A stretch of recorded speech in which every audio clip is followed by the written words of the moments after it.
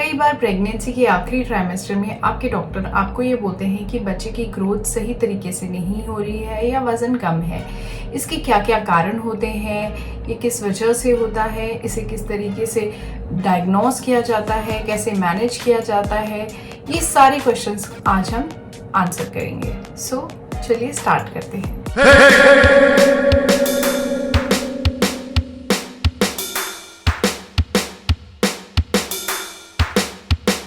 सबसे पहले ये जानना ज़रूरी है कि लो बर्थ वेट या प्रेगनेंसी के दौरान वज़न बच्चे का कम होना या फीटल ग्रोथ रिस्ट्रिक्शन होना, इसका मतलब क्या होता है।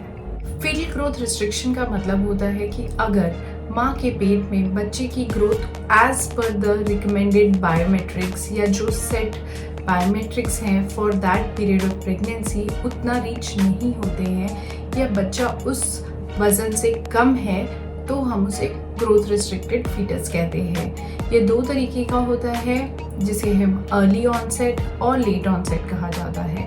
Early onset foetal growth restriction का मतलब होता है जो कि 8वें महीने से पहले या 32 वीक्स से पहले होता है।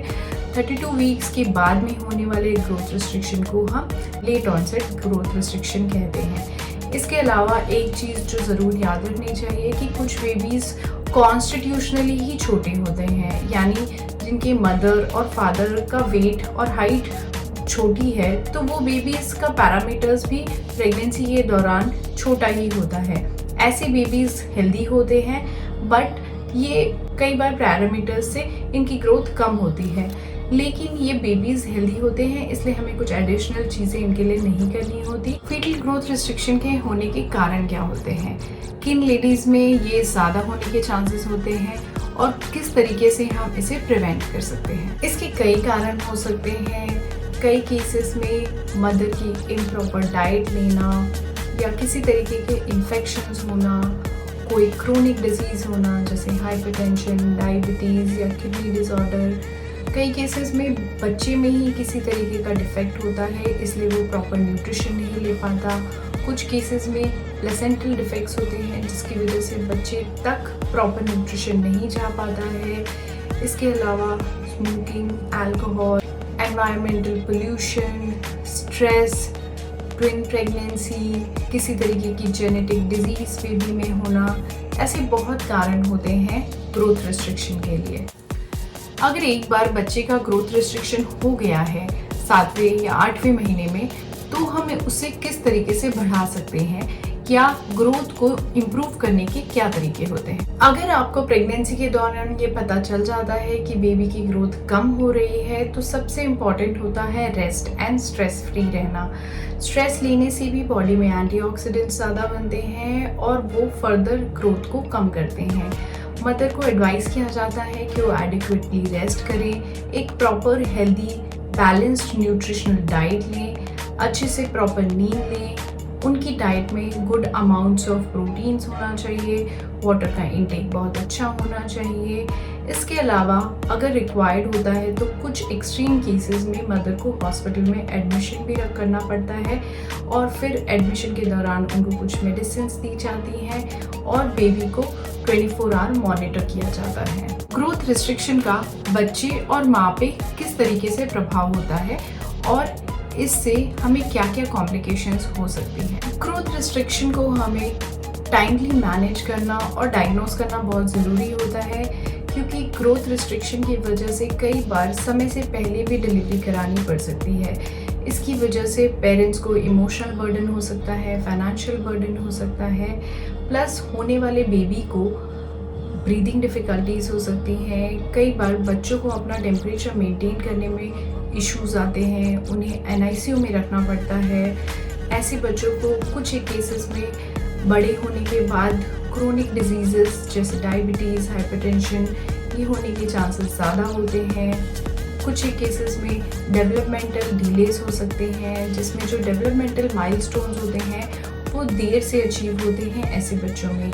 इसलिए इसे टाइमली डायग्नोस करना और उसी के समय पे उसको ट्रीट करना बहुत ज़रूरी होता है। ग्रोथ रिस्ट्रिक्शन को पहचाना कैसे जाता है, इसे किस तरीके से डायग्नोस किया जाता है। ग्रोथ रिस्ट्रिक्शन का डायग्नोसिस हम कई चीज़ों से कर सकते हैं।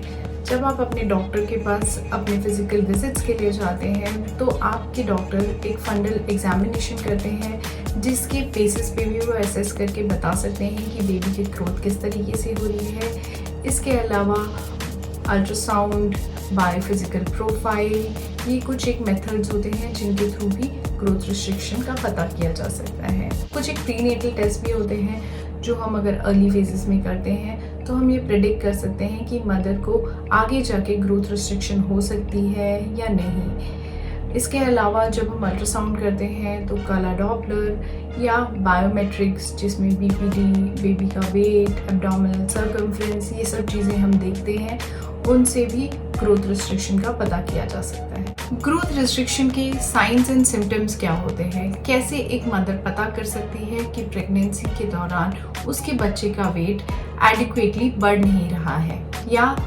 बाकी के कंपैरिजन में कम है? अगर प्रेगनेंसी के दौरान माँ की जो फंडल हाइट होती है पेट की, वो कम हो रही है, पानी की मात्रा पेट के अंदर कम हो रही है, बीपी बहुत ज़्यादा बढ़ रहा है या आपका बच्चा कम घूमने लगा है, ये सारे इंडिकेटर्स होते हैं ये बताने के लिए कि बच्चे में कुछ ना कुछ तरीके की ग्रोथ रिस्ट्रिक्शन हो रही है। ऐसी सारी सिचुएशंस में आपको तुरंत ही अपने डॉक्टर से जाके मिलना चाहिए। क्या वो लेडीज जिनका फीटल ग्रोथ रिस्ट्रिक्शन होता है नॉर्मल डिलीवरी करवा सकती हैं या आखिर सिजेरियन कराना ही उनके लिए ऑप्शन बच जाता है? जी हाँ, अगर बेबी का ग्रोथ रिस्ट्रिक्शन है तो भी आप चाहें तो नॉर्मल डिलीवरी के लिए ट्रायल ले सकती हैं, लेकिन कुछ चीज़ों का आपको ज़रूर ध्यान रखना होता है कि कुछ केसेस में ग्रोथ रिस्ट्रिक्शन जब बहुत ज़्यादा होती है तो प्रेगनेंसी को हमें डिलीवरी समय से पहले ही करना पड़ता है। ऐसे में कुछ मेडिसिन दी जाती हैं ताकि आपको लेबर पेन्स आए और आप बेबी को डिलीवर कर दें। ऐसी कंडीशंस में जो मदर के इंटरनल एनवायरनमेंट होता है फॉर द बेबी, यानी पेट के अंदर की सिचुएशन, वो ख़राब होती है एज़ कम्पेयर टू NICU। इसलिए हम ऐसे केसेस में डिलीवरी करना ही प्रेफर करते हैं। कुछ एक केसेस में नॉर्मल डिलीवरी हो जाती है, बट कुछ केसेस में it is not possible to deliver a preterm baby, तो सिजेरियन सेक्शन भी किया जा सकता है। दूसरी चीज़ ये कि हाँ, लेबर के दौरान बच्चे का पॉटी कर देना या पानी की कमी हो जाना, ये ग्रोथ रिस्ट्रिक्टेड बेबीज़ में ज़्यादा हो सकता है, तो obviously chances of having a caesarean section is more. और ये भी हमें ध्यान में रखना चाहिए कि क्या मदर की मेडिकल कंडीशन इस तरीके से है कि वो एक सेफ़ लेबर के थ्रू जा सके। अगर कुछ एक केसेस में मदर की कंडीशंस ही सही नहीं होती तो भी हम केसेस को डायरेक्ट सिजेरियन के लिए ले लेते हैं rather than giving for a labour trial. अगर एक प्रेगनेंसी के दौरान किसी के बेबी को फीटल ग्रोथ रिस्ट्रिक्शन हुआ है तो ऐसे क्या स्टेप्स हम कर सकते हैं कि नेक्स्ट प्रेगनेंसी में ये ना हो और फीटल ग्रोथ रिस्ट्रिक्शन से बचा जा सके। अगर पिछली प्रेगनेंसी में आपके बेबी की ग्रोथ रिस्ट्रिक्शन देखी गई है तो ये बहुत ज़रूरी है कि नेक्स्ट प्रेगनेंसी प्लान करने से पहले आप अपना ब्लड प्रेशर, डायबिटीज़, थायराइड और बॉडी वेट इसको नॉर्मलाइज कर लें, एक हेल्दी लाइफस्टाइल जिए और बैलेंस डाइट लें। ये सारी चीज़ें आपको हेल्प करेंगी कि आपकी नेक्स्ट प्रेगनेंसी में आपको ये कॉम्प्लिकेशंस ना फेस करनी पड़े। आई होप ये सारी इन्फॉर्मेशन आपको अच्छी लगी होगी। If you want to know something more about it तो प्लीज़ कमेंट में हमें ज़रूर बताएं and do like and subscribe to our channel.